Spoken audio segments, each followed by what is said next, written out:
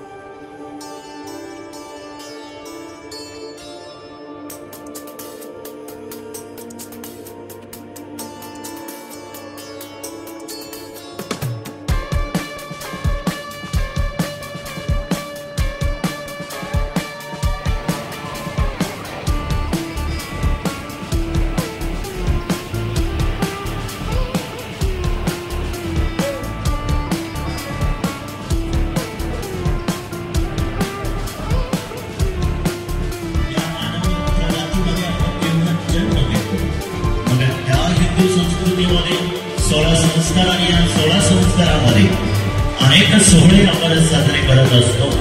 कशासाठी साजरे करत असतो तर आपल्याकडं असणारं अज्ञान, हे अज्ञानाचा नाश व्हावा, आपल्यामध्ये सामर्थ्य, धैर्य, शौर्य हे सर्व गुण संपन्न आपली पोरं व्हावीत यासाठी असणारा हा आजचा वृत्तबंध सोहळा.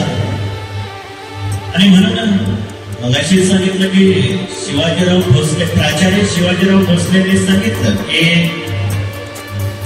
चिमणीच्या पिल्लांनी जन्म घेतल्यानंतर ते 40 दिवसामध्ये गगनामध्ये आकाशामध्ये भरारी घेतात.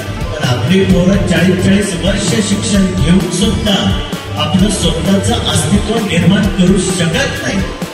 आणि मग या मागे जेव्हा आपण वेगवेगळ्या वेदांचा अभ्यास करतो, ऋग्वेद, यजुर्वेद, सामवेद, अथर्ववेद, पण जेव्हा ह्या वेदांकडे आपण मार्गक्रमण करतो, आपण जेव्हा त्या वेदांचा अभ्यास करतो, जेव्हा आपण त्या वेदांमध्ये सांगितलंय की जेव्हा जेव्हा आपण बालपणामध्ये, बालवयामध्ये आपण कशा पद्धतीने संस्कार करतो यावर तो मुलगा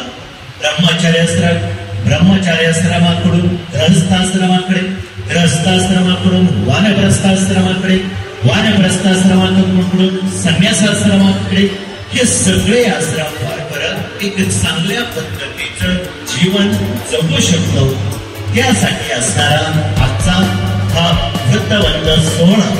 आणि या सोहळ्याच्या निमित्तानं आपण चिरंजीव सनय आणि चिरंजीव स्पंदन यांच्या या वटमंगलम पर्यंत सोहळ्यासाठी आणि भाटे परिवाराचा असणारा हा स्नेहबंध सोहळा आणि ह्या सोहळ्यासाठी आपली उपस्थिती म्हणजे खऱ्या अर्थानं आपल्यामध्ये असणारे वाईट गुण असतील ते वाईट गुण बाजूला करून आपल्यामध्ये असणारं क्रूर कर्म असं ते क्रूर कर्म बाजूला काढून आपण सुकर्मी कसं बनवू शकतो यासाठी एक आगळ्या वेगळ्या वर्णानं करण्यासाठी आजचा असणारा हा वृत्तबंध सोहळा.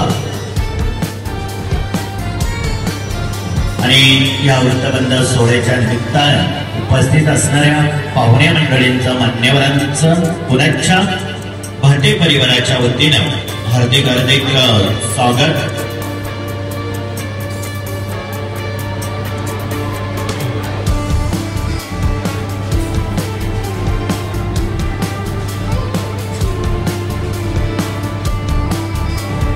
आपणासाठी असणारा हा भाटे परिवार, त्यामध्ये समोर बसलेल्या आदरणीय श्रीमती कुसुमताई भगवान पाटील, या मंचावरतीच असणारे श्री आदरणीय पंकज भगवान भाटे आणि सौभाग्यवती प्रांजल पंकज भाटे, या सर्वांच्या विनंतीस मान देऊन आपण उपस्थित झालात. आपल्या सर्वांचं हार्दिक स्वागत.